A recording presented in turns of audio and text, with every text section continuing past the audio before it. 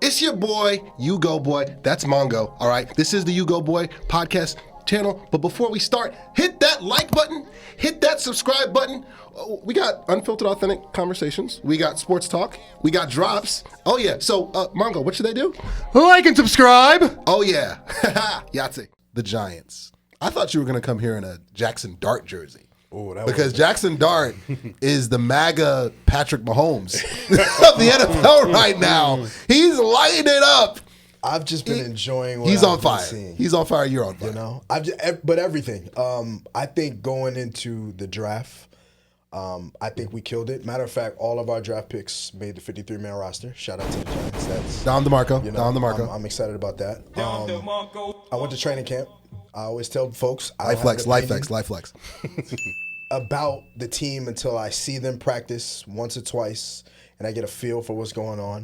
The energy is different. In MetLife, man, it's shout out to the quarterbacks we acquired with Russell Wilson and Jameis Winston, but even just having a guy like Dart being able to come in and just know how to be a pro already without starting your first NFL game. There's no pressure on you this year at all, regardless of what the outcome is. I love that for the team. I love that for my coach. I love that just for my GM.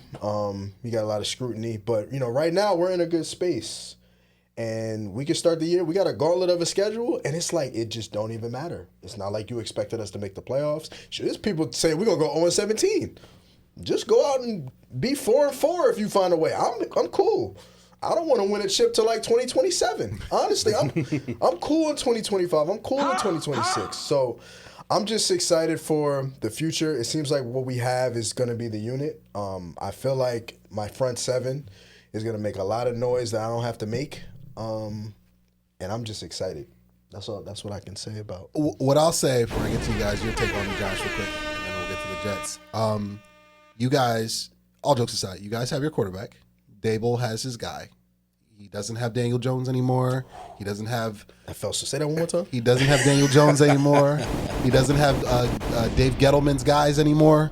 He's got his guys. Yeah. And I felt like the evaluation of a head coach and GM doesn't start until they find their quarterback. Yeah. I know that I believe. Shout out to Michael Lombardi, friend of the show. He said that. Ryan Broaddus said that. A lot of OGs in the game have said that. It doesn't really start until you got that guy. You guys got your guy. Yeah. You guys got Abdul Carter, Penn State, we are. Mm-hmm. Please win a national championship for the love of God.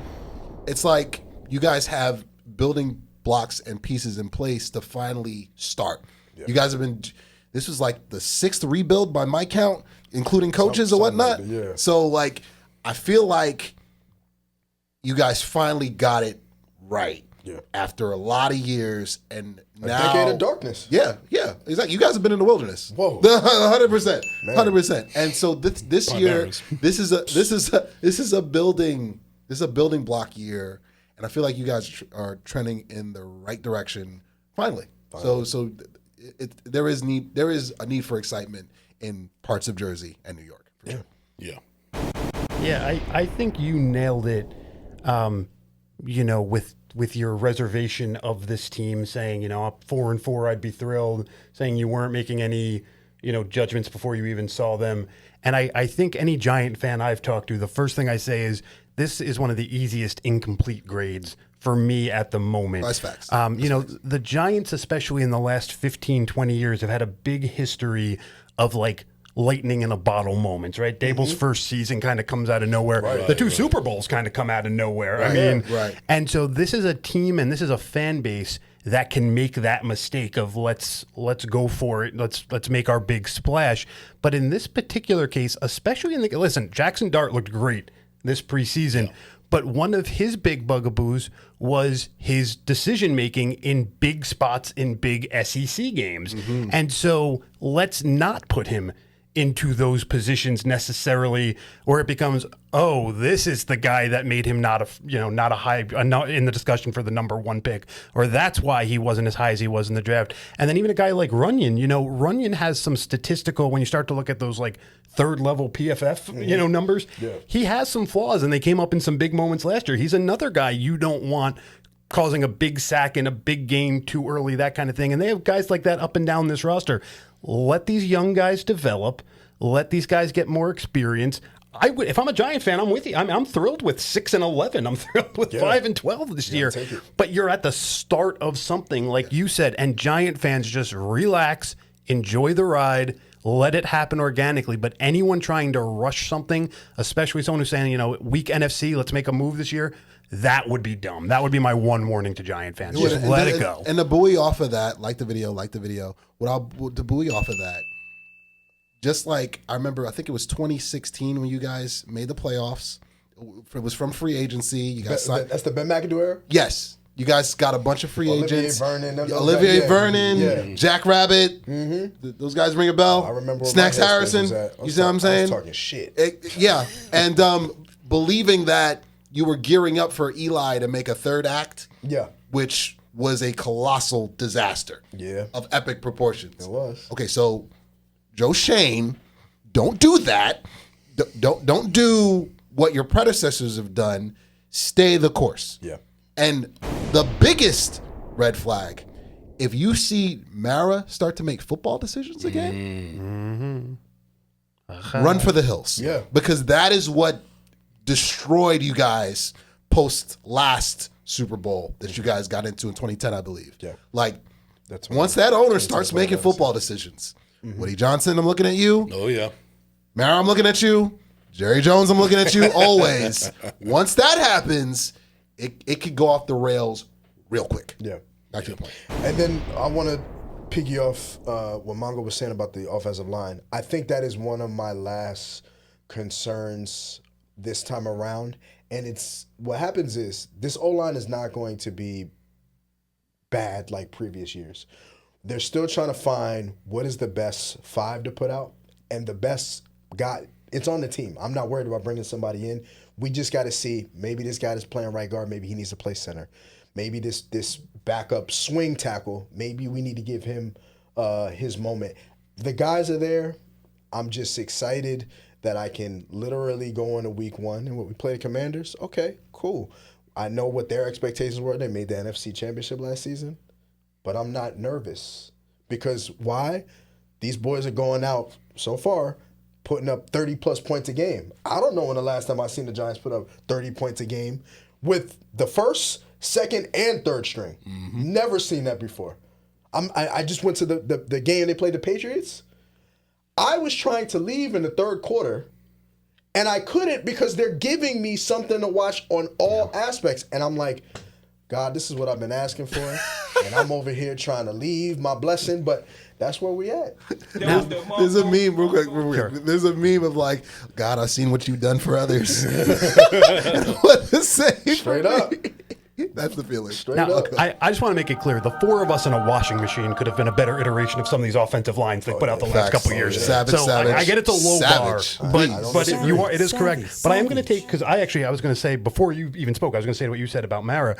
I'm going to take what you said and stretch it to the entire 53-man roster. I don't think you're going to see much by way of trades or major free agent signings. I think they have the right 53 guys, let alone the right O-line. I think the bodies are there. Now it's just who gets used when across the entire board, and you have the right coach for that. You have a good coach there. And so, again, it takes time, though, right? And you can't overreact to any one game, especially like you said early on, is a bit of a gauntlet schedule.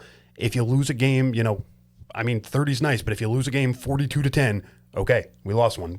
We're a developing team. It happens. Let's get them next time. Yeah. And if they can just be patient about some of it and let those hard losses fall where they will, I think they're trending in the right direction. Subscribe to the channel. Subscribe to the channel. Do you have something you want to go right? I'll add a little something. Okay, so there's 3 types of quarterbacks in the NFL, or just in football in general. Right. There's 1, your favorite word, generational. 2, G-word. 1, raw talent. And 3, they are what they are.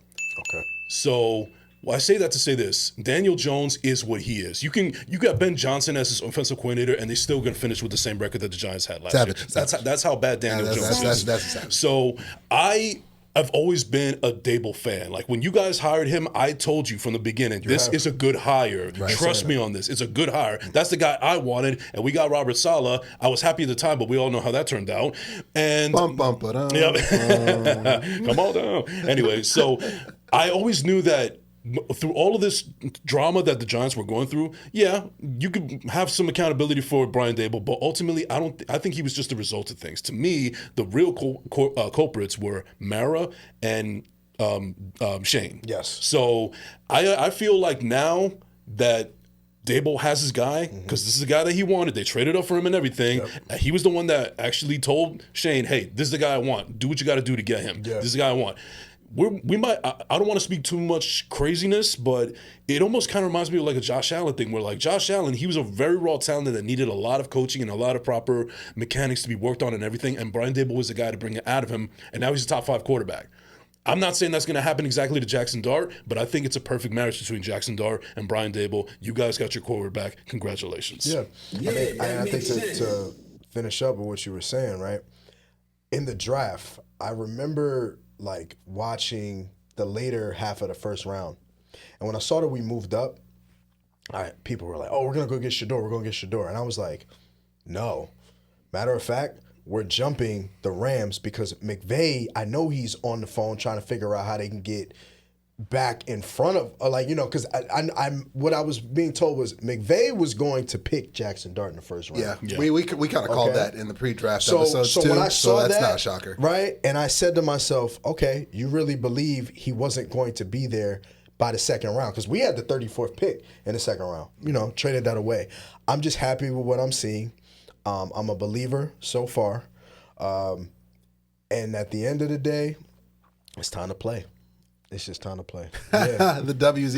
I've got that meme. That'll be in this episode for sure. And also, gotta go tight on me. A big reason why Shador wasn't going to be a Giant, because the Giants haven't drafted a black quarterback in over 100 years. Stop the Marcos. You stole my thunder. My answer to that is I wanted Cam Ward first anyway. I couldn't have him. I went with the next best thing. It is what it is. But I got two black quarterbacks on the roster. Yeah. We're starting somewhere. In free agency, you guys will sign Warren Moon off his couch or whatnot. That's free agency. We're talking about the draft in this country. Jack Nicholson voice. See, to be continued. We're still waiting. By the way, isn't it funny that Tommy DeVito, when he went from Goodfellas to The Departed now? That's hilarious. Tommy DeVito. Shout out to Tommy, man. Tommy DeVito, our lonely prince. It's a new Tommy in town up there. Yeah, he went from chicken cutlets to now clam chowder. Hey. I like that one. You're welcome. It's your boy, You Go Boy, and my friends at New York Posse. They're gonna hook you up with some official gear. The Knicks are hotter than ever, and they're gonna get you right with some official snapbacks, beanies, official gear, official like tissue, baby. Hit that promo code below, 2024. Get 20% off on all New York Posse gear. Hit the link below, and they're gonna get you right. It's your boy, You Go Boy, Yahtzee.